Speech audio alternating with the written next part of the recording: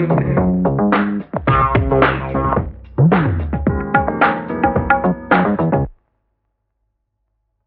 Morning madam.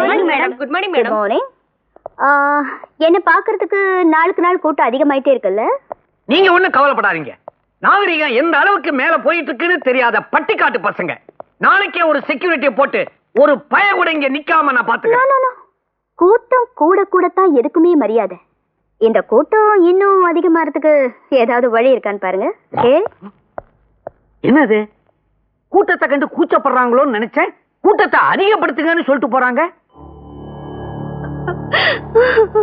சரி சரி சொல்லுங்க. சரி ஊருக்குள்ள எல்லாம் என்ன பண்ணுங்க. சரி தயவு பண்ணி சொல்லுங்க. சரி சொல்றேன்ல அண்ணா கொஞ்சம் நில்லுங்க. சேட்டு எடுத்து சொல்லுங்கண்ணே. யோ எங்களை ஏன் கெஞ்சிர? நாங்களும் உன்ன மாதிரி கூலிக்காரங்க தான். அந்த சேட்டை போய் கேளு. சரி ஒரு வாரம் டைம் கொடுங்க. சரி எப்படியாவது திருப்பி கொடுத்துருங்க. சரி சரி சொல்லு. சரி இறங்கண்ணே.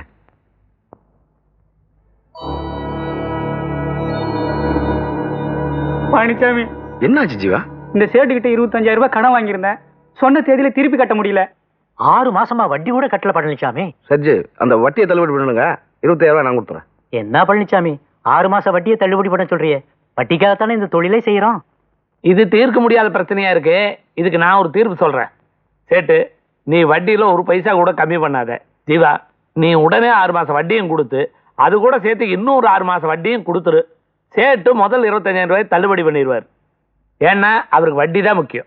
பழனிசாமி இப்ப நான் என்ன பண்ணணும்னு நீ சொல்லு, நான் கேட்டுக்கிறேன். அண்ணா சேட்டை விட்டு கூட்டு போய் 25,000 ரூபாய் எடுத்து கொடுத்துருங்க. சரி நீ எதுக்கு போய் கடை வாங்கினேன்? பையனை படிக்க வைக்கிறதுக்காக வாங்கினேன். என்ன விளையாடுறியா நீ? 5 வயசு பையன் படிக்க வைக்கிறதுக்கு எதுக்கு 25,000? இது இங்கிலீஷ் மீடியம் பழனிசாமி. குழந்தைங்க எது எடுத்தாலும் இங்கிலீஷ்ல தான் பேசுது. அப்பாவை கூப்பிடுறது, அம்மாவை கூப்பிடுறது எல்லாமே இங்கிலீஷ் தான். தண்ணி குடி விட்டு இங்கிலீஷ்ல தான் குடிக்கிறாங்க. இதெல்லாம் பார்த்துதான் என் பொண்டாட்டியும் ஆசைப்பட்டா. ஓஹோ. காலங்காலமா நம்ம பரம்பரையே கோமணத்தை கட்டிட்டு திரியிறோம். நம்ம பிள்ளைங்களாவது கோட்டும் சூட்டும் போட்டு இங்கிலீஷ்லயே நம்ம கூப்பிடுவேன்னு சொன்னா அதுக்காக தான் அந்த பள்ளிக்கூடத்துல சேர்த்தோம். 2 வருஷத்துக்கு 25,000 செலவாயிடுச்சு. இப்ப கேட்டா அடுத்த வருஷம் தான் 1வது போங்கிறாங்க. அப்ப இது வரைக்கும் என்ன படிச்சுன்னு கேட்டேன். ஏதோ எங்கேஜி உங்கேஜிங்கிறாங்க. ஒரு மாதிரி கேனத்தனமா இருந்தா எல்லாம் சொல்லுவாங்கடா. என்ன அறிவு இருக்கா உனக்கு? நீ நான் தமிழ் ஸ்கூல்ல தான் 7ம் கிளாஸ் வரைக்கும் படிச்சோம். இன்னைக்கு ஒழுக்கமா சம்பாதிச்சு குடும்பம் நடத்தல. கோட்டு சூட்டு தச்சு போடணும்னு ஆசைப்பட்டா 2 செட்டு தச்சு வச்சு 2,000 சொல்லுவாங்க. இங்கிலீஷ்ல பேசணும்னு ஆசைப்பட்டா 3 மாசத்துல இங்கிலீஷ் கத்துக்கிறதுக்கு 35 ரூபாய் புத்தகம் வைக்கிறான். அதை வாங்கி படிச்சுக்க.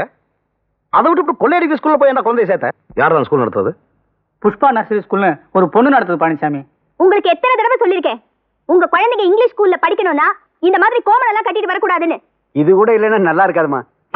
யோ நாளைக்கு இவங்க ஃபுல் சூட்ல வரல இவங்க பசங்களை எல்லாம் டிஸ்மிஸ் பண்ணிடுவேன். மேடம் நீங்க இவங்களை இங்கிலீஷ்கார மாதிரி ஆக்கணும்னு ஆசைப்படுறீங்க. இங்கிலீஷ்காரன் கைய கழுத்துல கட்டுவான்.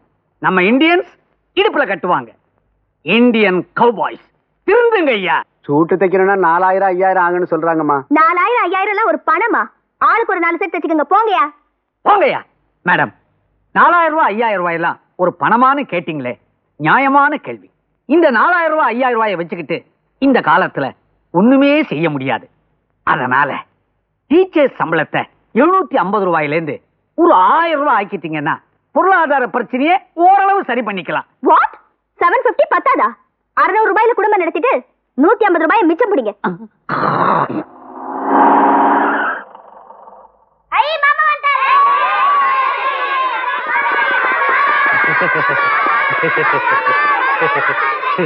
மாமா முக்கியமான ஒரு வேலையா வந்தேன். எல்லாரும் நல்லா படிக்கணும். எல்லாம் கிளாஸ் ரூம் போங்க.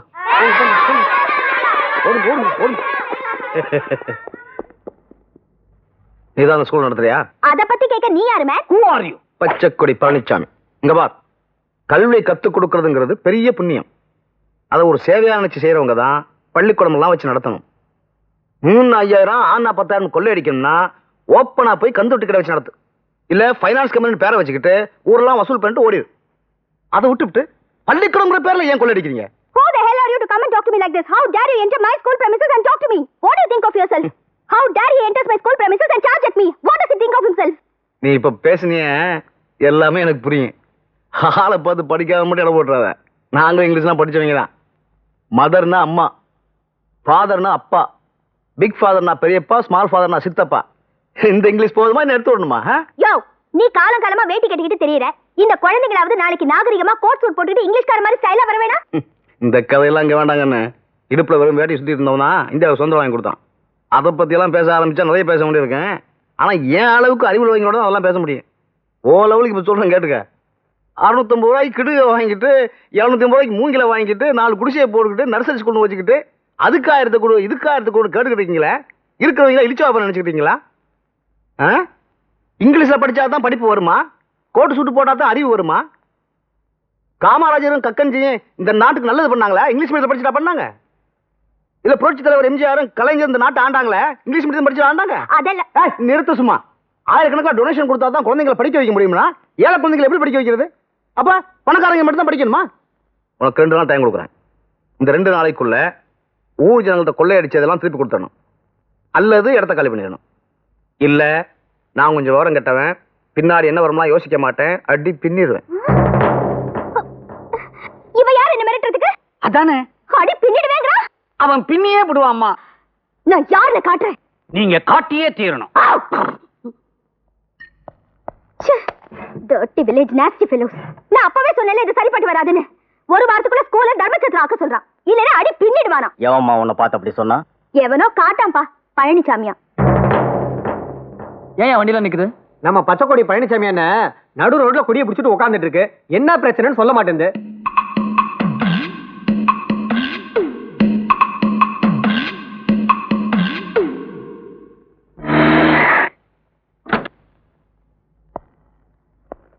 வணக்கம் தம்பி. வணக்கம் சார். உங்களை பத்தி நான் நிறைய கேள்விப்பட்டிருக்கேன். நீங்க பச்சைக்கொடியை தூக்கிட்டீங்கன்னா பிரச்சனைக்கு ஒரு முடிவு தெரியாம போக மாட்டீங்கன்னு எனக்கு தெரியும். இப்ப என்ன பிரச்சனைன்னு சொல்லுங்க, நான் தீர்த்து வைக்கிறேன். கலெக்டர் சார் இந்த ரூட்ல வரையும் எனக்கு கேள்விப்பட்டு தான் அந்த ரோட்டை பிளாக் பண்ணேன். நீங்களே நியாயத்தை சொல்லுங்க. ஒரு பையனும் பொண்ணும் சேர்ந்து ஊரை கொள்ளையடிச்சா அது தப்பு. ஒரு பையனும் பொண்ணும் சேர்ந்து பஸ்ஸுக்கு பாம்பு வச்சா அது தப்பு. ஒரு பையனும் பொண்ணும் சேர்ந்து காதலிச்சா அது தப்பா? தப்பு இல்லையே. முன்ன பின்ன தெரியாத 2 பேரை தாய் தாப்பனா பார்த்து கட்டி வச்சு அவங்களே ஒரு பிரச்சனை இல்லாம சந்தோஷமா வாழும்போது ஒருத்தர் பார்த்து பழகி புரிஞ்சுக்கிட்டு மனசை கொடுத்து உசுரை கொடுத்து காதலிச்சு கல்யாணம் பண்ணா என்ன தப்பு? நிச்சயமா தப்பு இல்ல. அப்புறம் எதுக்கே காதல் தடுக்குறீங்க? நாங்க எங்கேயோ தடுத்தோம். 2 பேர் காதலிச்சாங்கிறதுக்காக பஞ்சாயத்தை கூட்டி அவங்க காதலிச்சது தப்புன்னு சொல்லி ஊர் ஜனங்களுக்கு முன்னாடி தூக்கில போட்டு கொண்டு இருக்காங்க. ரத்தம் கொதிக்குதியா? இப்படி ஒரு காட்டு மிராண்டித்தனம் பண்ணவன் எவ்வளவு பெரிய செல்வாக்கு உள்ளவனா இருந்தாலும் நான் சும்மா விட மாட்டேன். யோ பிஏ, ஊருக்குள்ள போய் அவனை எழுதிட்டு வாயா. அவங்க வரமாட்டாங்க. கலெக்டர் கூப்பிடாருன்னு சொல்லியா? வரானா இல்லையா பாத்துடலாம். யாரு கூப்பிட்டாலும் வரமாட்டாங்க. ஏன்னா அவங்க ஒரிசாவில் இருக்காங்க. ஒரிசாவிலையா? ஆமா, இந்த சம்பவம் நடந்ததே ஒரிசாவில் தானே சார். சம்பவம் நடந்து 1 மாசம் ஆச்சு. கடையில் மிச்சர் வாங்கி சாப்பிட்டேன். கடைக்காரன் அடிச்சு கொடுத்த பொட்டணத்தில் இந்த செய்தியை படிச்சுட்டு நான் தான் பழனிசாமி கிட்ட சொன்னேன். உடனே அவன் கொடி தூக்கிட்டான். ஏன் பழனிசாமி, எங்கேயோ ஒரிசாவில் நடந்த பிரச்சனைக்காக இங்க வந்து கொடி பிடிக்கிறியே, இதெல்லாம் உனக்கு நியாயமா தெரியுதா? பஞ்சாப்ல இருந்து நல்ல கோதுமை வாங்கி திம்பீங்க, உத்தரப்பிரதேசத்துல இருந்து நல்ல பருப்பு வாங்கி திம்பீங்க, ஆந்திராவில இருந்து நல்ல அரிசி வாங்கி திம்பீங்க, கேரளாவில இருந்து நேந்திரம் வாங்கி திம்பீங்க. இப்படி திங்கிறதுக்கு எல்லாம் சேர் வேணும் உங்களுக்கு. ஒரு பிரச்சனை மட்டும் ஓடிடுங்களா? சொல்லுங்கயா. பழனிசாமி, கூட பிறந்த அண்ணன் தம்பிகளுக்கு கஷ்டம் வந்தா கூட கண்டுக்காம போற இந்த மனுஷங்க மத்தியில 1000 கிலோமீட்டருக்கு அந்த பக்கம் இருக்கிறவங்க பிரச்சனைக்காக இங்க நீ போராட்டம் பண்ணிட்டு இருக்கியே, உன்னை நான் மனசார பாராட்டுறேன் தம்பி. அந்த ஊர் கலெக்டரோட நான் பேசி சம்பந்தப்பட்டவங்களுக்கு நிச்சயமா தண்டனை வாங்கி தரேன். எனக்காக இந்த போராட்டத்தை கைவிட்டுருங்க தம்பி. ரொம்ப நன்றி சார். வாங்க வாங்க போங்க போங்க, எல்லாம் ப்ராப்ளம்.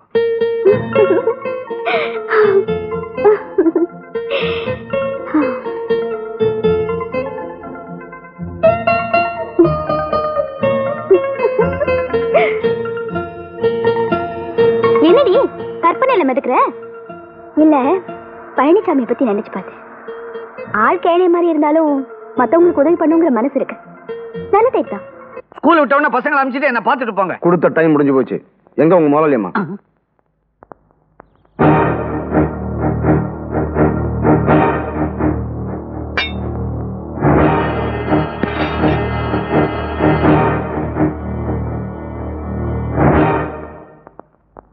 ஸ்கூல்ல ஏதாவது டிராமா போறாங்களா? எல்லாம் வேஸ்டர் வந்திருக்கீங்க.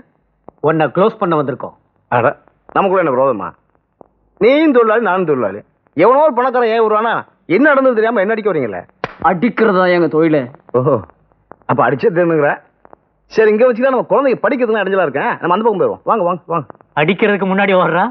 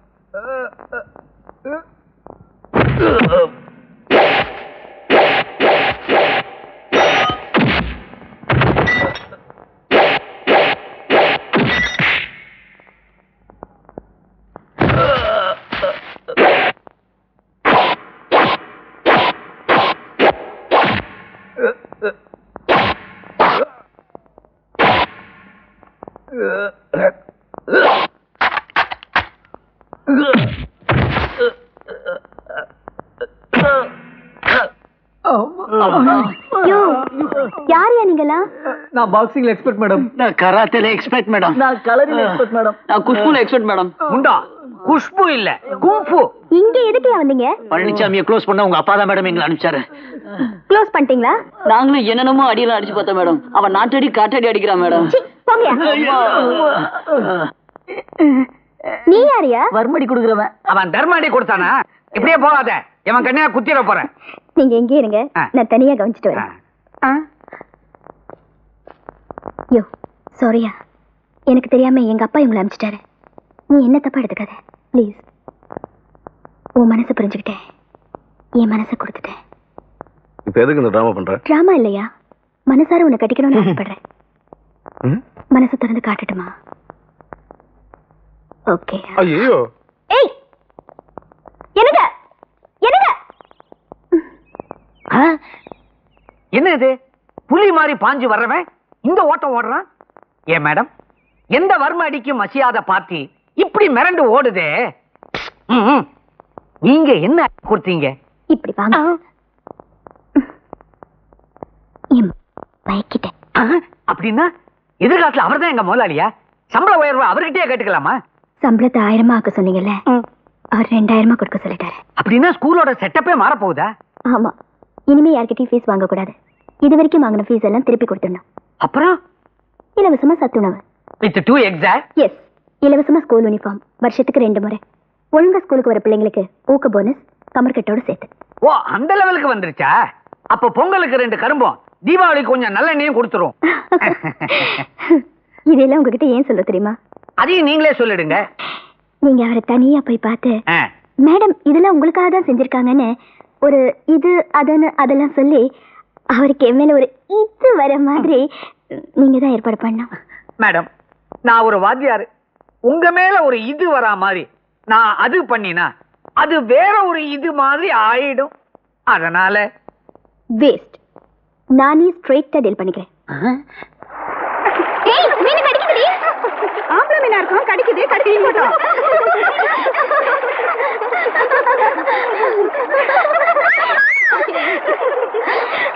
ஏய், யாரும் நம்ம குளிக்கிறத ஒளிஞ்சிருந்து பாக்குறாங்கடி. அண்ணே, நாங்க குளிக்கிறத யாரோ ஒருத்தன் பாக்குறானே.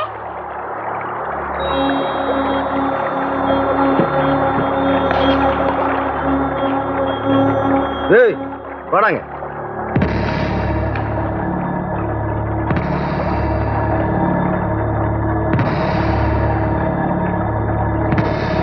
யாரா நீ?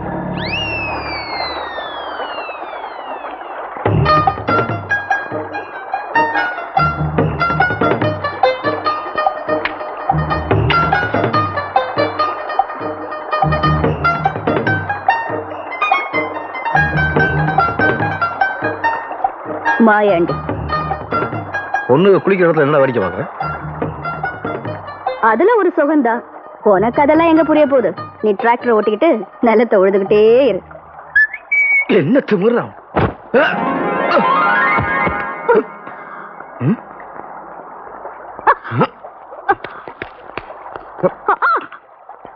உன்னை அப்படியே தூக்கி ஆத்துல வீசுறேன் பாரு.